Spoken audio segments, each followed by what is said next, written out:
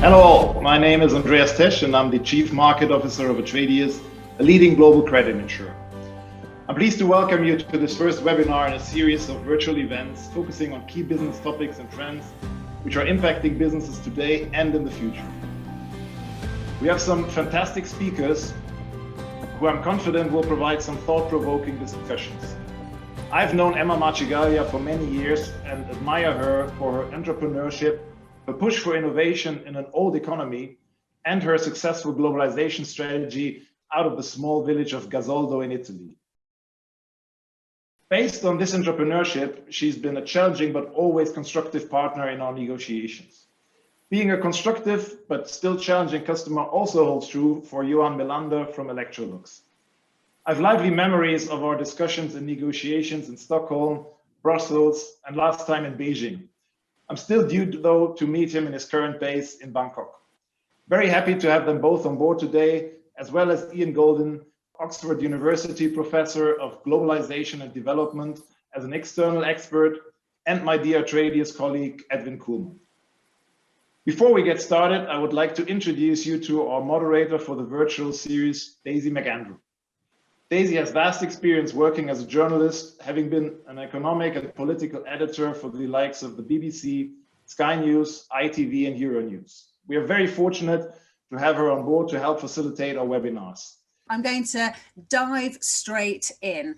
We know that COVID-19 has changed so much. Look at us right now. We're talking to each other via Zoom. We're not in the same room, but what's it done to trade? Has it changed trade forever? Ian Golden, has trade changed forever? It hasn't changed trade forever, but what it has done, it's compressed into a pace of 1 or 2 years, events that would have taken 10, 20 years to emerge. So it's accelerated the trends. It's forced us to think much more urgently about the changes. And there's some key dimensions. As we've seen, many people have talked about deglobalization. This isn't happening. In fact, we, in many respects, have more globalization. We've seen that in the vaccines. Of course, the spread of this terrible pandemic is one underbelly of globalization. And we'll see it in mergers and acquisitions. We'll see it in financial flows. And we're seeing it in some dimensions of trade, container rates, higher than they've ever been in many, many routings. We're seeing the acceleration of automation and robotics that was happening, the composition of supply chains changing as a result of that. Increasingly, we will see firms hedging their bets, and obviously this is at the core of what Atradius works about, having multiple locations. We're seeing much more location in and near big markets, with automation and robotics being a big part of that. And we're going to see, I think, a very different composition of financial flows around the world, much more official flows and increasingly flows from Asia. Ian, thank you so much. You also mentioned this shift to the east, that we're all, that's been accelerated. I agree that what happened also in the corporation is that we had to move very fast. I think the successful companies has been the one who understand what was going on. We're very agile. We're very fast in changing things. Just I want to make an example on us, on our company. You all know that Italy has been the first, let's say, Western countries that have the pandemic in March, April. So what we have done is to understand this, to move very fast, understand, okay, Italy is closed, let's go and sell the most possible, volume to East Europe that is still open. Then, when Italy was reopened, there was a very strong increase in volumes. And so we sold everything there. But of course, maybe then we will elaborate more on that. We understand that you have to diversify your supply chain. You have not to, be dependent only on one supplier. So we change a little bit the way we produce, but honestly, we think that globalization will go on. And another thing which is very important, I saw some researches that say clearly that who is more internationalized, the company that are more internationalized, the company that are part of a global value chain are the one that you know, did better than the other that only work for national markets. Emma, thank you. Johan, coming to you, you are personally based in Bangkok, but of course the organisation you work for is a proper multinational. How have these mega trends affected you, or how have you seen them come about? I would like to pick up on a thing that Emma touched upon. And one of the things that we have seen happening is that we cannot rely on a single sourced supply. So we see that. We also see that as Ian pointed out, there has been this acceleration. So, I mean, in our world, we sell 50% more on e-commerce this year, 2020 than 2019. and that is huge. And it's coming faster than we thought. But something that's also good, it's more sustainable. At least the consumers that buy our products buy them because we have more sustainable products, and we see a shift in the interest. So all in all, the shifts we have seen during this period have accelerated, and the differences in handling by different governments have impacted the markets and the people living in them. Ed, I just want to bring you in. Obviously, feel free to comment on what our three panelists have said there about how things have changed as a result of COVID, but also I'd love to know, looking at this year, looking at 2021, where do you see the big opportunities, both for markets and for sectors, Ed? And the opportunities we see. First, I think I need to look back a little bit, and we have seen the sharp decline in the GDP growth in many markets in 2020. But at the same time, and I think Johan was also mentioning that, we see countries and regions that have kept the virus well under control. As from the start, they took strict measures and implemented strict lockdowns if necessary. And combined with the situation that we see the vaccination programs are starting or will be rolled out in the coming months, also in the emerging markets, we expect that the economies will slowly reopen, and the increased demand and growing export will stimulate the GDP growth in all of these markets. And quite by coincidence, our economists have just published an interesting report on promising emerging markets for 2021. And I want to touch upon that as well a little bit, because to identify those markets, they looked at three criteria. First, the pace of the GDP recovery after the pandemic. Second, the relatively low number of COVID cases, like in Thailand, for example, and also if countries have a relatively stable political and institutional condition. Well, having these three criteria in mind, we concluded that the best prospects can be found in Asia, especially in Southeast Asia, and that is also in line with what Ian mentioned. If I switch to the interesting sectors, I think we see a mixed picture. Overall, we can see that roughly 1/3 of the companies are badly affected by the pandemic. 1/3 of the companies are not really hit, and the other 1/3 of the companies are truly benefiting from the effects of the pandemic. Thank you very much. Really interesting. Some real food for us to get our teeth stuck into there. So thank you so much for obviously a lot of that research you've done. Now, Ian, you kicked us off this morning with some really interesting insights into how the world, business world, global world has changed as far as COVID is concerned. Just picking up on some of those points that the other panelists have said, and that panel overwhelmingly positive. And also what Edwin was saying there about, and picking up on what you said, the shift east. I wonder if you have any comments. Yes, I think it's important to see these as significant, but one or two things we need to be aware of, which will shape whether these are long-term trends. The first is we're not managing global risks. So unless there's more globalization of governance, unless people coordinate more, we're going to have another pandemic, we're going to have escalating climate change, we're going to have other crises, which will disturb these trends. And secondly, as Emma has highlighted, this has been associated with growing inequality. And that leads to populism, that leads to pushback. What we saw after the financial crisis was the rise of populism in the US and in the UK and Europe. We would not have had Trump in the White House or Brexit in Britain if it hadn't been for the financial crisis. So these crises have real political consequences. I was also very taken by what Johan said about the greening of preferences and their products. That will be very significant too. Already we're seeing relocation, for example, away from Japan. You know, Japan is not able to go into green energy as rapidly as some other countries. It's highly reliant on fossil fuels.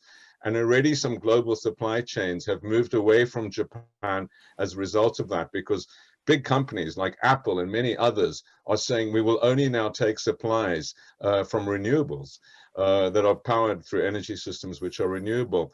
And that begins to, as climate becomes a bigger and bigger deal, and we say for our consumer products we want to go to net zero by 2050, companies are going to have to locate thinking about that in their supply chains, and that could also shift these trends in significant ways. And I wonder, just picking up on what you've already said, touched on a bit about how consumers are behaving and how they're feeling about the world and how that translates into their behavior and their purchasing. I can only talk from the perspective that I have, and I think that resonates with the consumers that can afford it. And fortunate for us, in my view, is that is the target group we have. We are not the low end of the market. We are a premium brand that are innovative and sustainable and work to make life more enjoyable through our products. Emma, I want to pick up on supply chains with you as well, but also just picking up on what Johan was saying. That's very interesting. Many people assume that when we're in a crisis and we're fighting for our lives, our health, our livelihoods, you know, that actually sustainability, responsibility, green environmental issues would fall down people's priority list, but perhaps that's not the case. I think it's very important that in a moment like this, we really coordinate among us. So from a political point of view, from a business point of view, because other emergencies will come. Maybe we hope not, but a pandemic, or someone is saying that cybersecurity will be the next pandemic. And I think, as we said before, COVID-19 has shown we have to take responsibility. And it's very clear that also, from a business point of view, we have to take responsibility on inequality, on climate change, because of course government have to make their part, but without, investment, technology, research of the corporates, it's not possible to solve the problems of climate change, of inequality. Supply chain, as I said before, we will also, choose our supplier also. Of course, they have to be efficient, they have to be diversified, as I said before, but also this part will be very important in terms of, looking at, sustainability and also social sustainability and climate sustainability. And so I think there is a strong move on this, and this could be also, a better come up of the pandemic. I also feel that 2021 for my business, for my company, will be a very positive year, will be a year of growth, more volumes, more EBITDA, but also probably a year where our growth will be more sustainable. It occurs to me that who are the real leaders, the real global leaders in the world? And I want you to just think about that for a moment. Has the power shifted away from politicians towards global business leaders, who, of course, many of whom have much more money than the politicians have to spend? Many companies now are worth much more than the GDPs of some of the bigger nations. Yeah, that's right. In fact, about 20 people have more money than 4 billion people and 150 countries. So it's certainly individuals, not countries, that have a lot of money. I think the pandemic, however, has swung the pendulum back to the power of governments. I think it really does mark a very strong shift from the 1970s, when we saw the pendulum swing away from governments with Thatcher, Reagan, and others towards individuals and companies the other way. 50 years after Milton Friedman, I think he really is died. And that's because naturally pandemics require very strong actions by governments, whether it's in the lockdowns, whether it's in the support for firms and individuals through massive quantitative easing programs of governments, through basically banning bankruptcies, through furloughs, through unemployment insurance schemes. Private companies aren't able to do this. And the big question is this going to be sustained? This is not about democracies versus totalitarian companies. We've seen some very successful totalitarian governments like China, and we've seen some disastrous democracies like Brazil and the US in terms of the handling of the pandemic. It tends to be a case that women leaders have been more effective than men. So that seems to be one clear trend that's emerged, but they tend to be small countries that define that. So I think we're still going to see the shakeout from this. Short answer is I don't think this has reinforced the private. I think the pandemic, like all crises, basically makes government stronger. Now the big question is what's next? We can't carry on like we are with the deficits and the lockdowns. So the big question is, how does this recalibrate in the future? But I think it's going to be very different to the 1970s or 80s in the way it ends up. I just want to bring Ed back in, because we were just talking there with Ian about how these huge government support schemes have made government more powerful and have swung the pendulum from power, from business back towards governments. But when those business support schemes, Ed, have to come to an end, what does happen to businesses then? How do businesses protect their cash flow? And what are you predicting about that next phase? Yeah. Yeah, it's very interesting, Daisy, and also Ian touched upon. Overall, we can say the stimulus packages were effective and have not led to a huge number of insolvencies. And actually, in practice, I was also surprised to see that the liquidity of many companies we reviewed during the last months remained very strong, even of companies that were hit hard by the pandemic. And that is not only because of the government support measures, but also because of the support of other stakeholders, like equity providers or shareholders who were capable of bringing in new capital, but also the banks have extended or brought in new loans. But what we do know is that the government schemes and the government support packages will come to an end. And but as we look at the moment right now, so we see that the low pace of vaccinations and still in many countries the lockdowns will be extended. So I think that it will take a little bit longer before the actual recovery starts, and as a consequence, the support measures of the government will be extended or only gradually be brought down. Yeah. So and your question about the cash flow, yeah, I think very, very remarkable to see is that also an experience I had and we had as a Tradius after the last global financial crisis, is that when the economy is recover and especially in the first 1 to 2 years, that is the moment where you still see that companies face difficulties and you see a high number of distressed companies and defaults because companies have less buffers, have postponed certain critical investments and are have difficulties in absorbing setbacks. Just thinking about all these issues that we've touched on, whether it's temporary, whether it's permanent, who now holds the balance of power, how consumers will behave because of how COVID has changed it. Putting all that into one pot, Emma, what is your number one concern or priority going forward? Growth, even with internally and also by acquisition, maintaining a strong, financial strength, but also, having a lot of commitment on values. For example, what happened to us is that during the pandemic, we are a family-owned company. Our people were already very committed and working with us very strongly. But during the pandemic, this has become even stronger. And for example, my opinion is that smart working is something, of course, that we have to do, and we did it, and we're still doing.